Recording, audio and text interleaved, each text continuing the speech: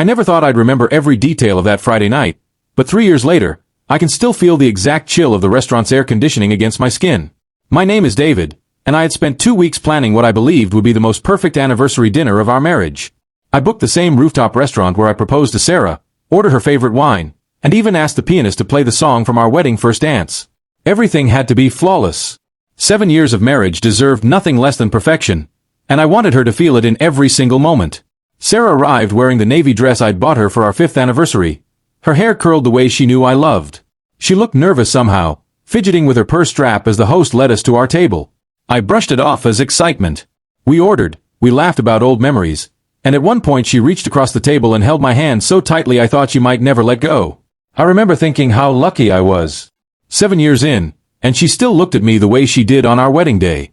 Little did I know, that look would haunt me for months afterward. When dessert arrived, I stood up with my glass of champagne, my heart pounding with a happiness I hadn't felt in years. I told her that marrying her was the best decision I'd ever made, that every hard year, every argument, every sacrifice had been worth it because she was my forever. The whole restaurant seemed to fade away except for her face, tears welling in her eyes as she listened. I raised my glass higher and said the words that would later feel like the cruelest irony of my life. To us. To our perfect marriage. To forever. She clinked her glass against mine and whispered, "Forever, David. I promise." We finished the night with slow dancing near the restaurant's window, city lights glittering behind us like something out of a movie. Sarah rested her head on my shoulder, and I remember thinking this was it. This was the marriage everyone dreamed of but rarely found. We drove home in comfortable silence, her hand resting on my knee the entire ride. I parked the car in our driveway, still riding the high of the evening, completely unaware that within the hour, everything I believed about my marriage would begin to unravel in ways I could never have prepared for. We had just settled onto the couch, still in our dinner clothes, when her phone buzzed on the coffee table.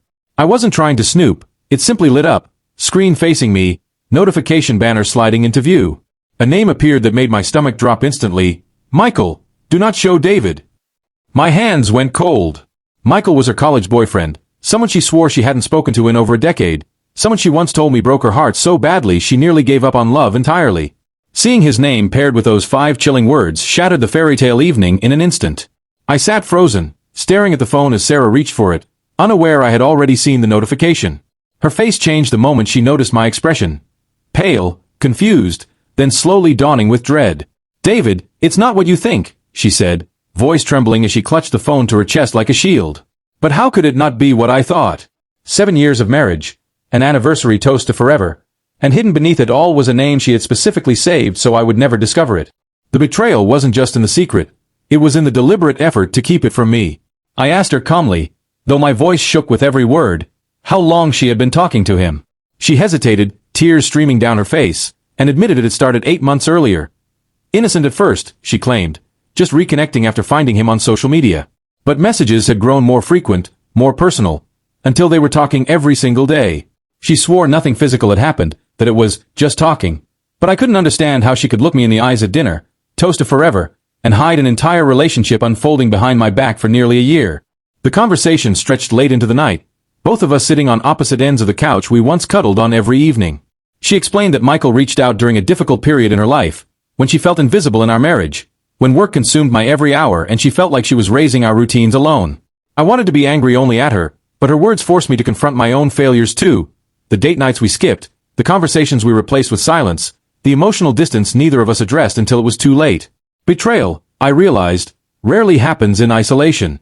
Still, understanding her loneliness didn't erase the deception. I told her that if she felt disconnected, she should have told me, not hidden a name in her phone under a label designed specifically to deceive me. The label, "Do Not Show David," wasn't an accident. It was a calculated decision made and remade every single day for 8 months. That level of intentional secrecy cut deeper than the conversations themselves. It told me she had weighed honesty against convenience and chosen convenience, again and again, even as we planned our anniversary, even as she cried happy tears over dinner just hours earlier. In the weeks that followed, we sat through excruciating conversations, therapy sessions, and long silences filled with unanswered questions.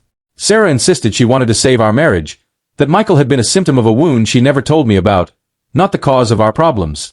I wanted to believe her. Some nights I did. Other nights I stared at the ceiling replaying the toast, wondering how someone could say, "forever," while hiding a name meant to erase me from the truth entirely.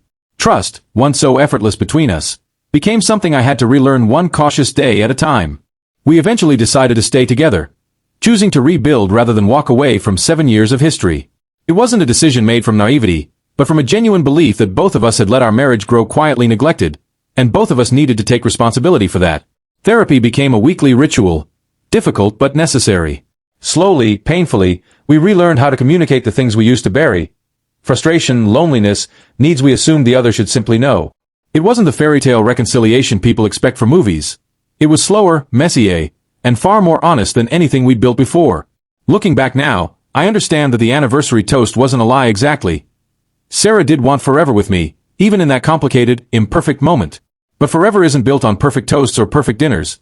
It's built on the uncomfortable conversations we avoid, the vulnerability we're too afraid to offer, and the courage to be honest even when honesty threatens to break things apart. That night taught me that marriages don't shatter in a single moment. They crack slowly, in silences and secrets, long before any phone ever lights up with a name you were never meant to see.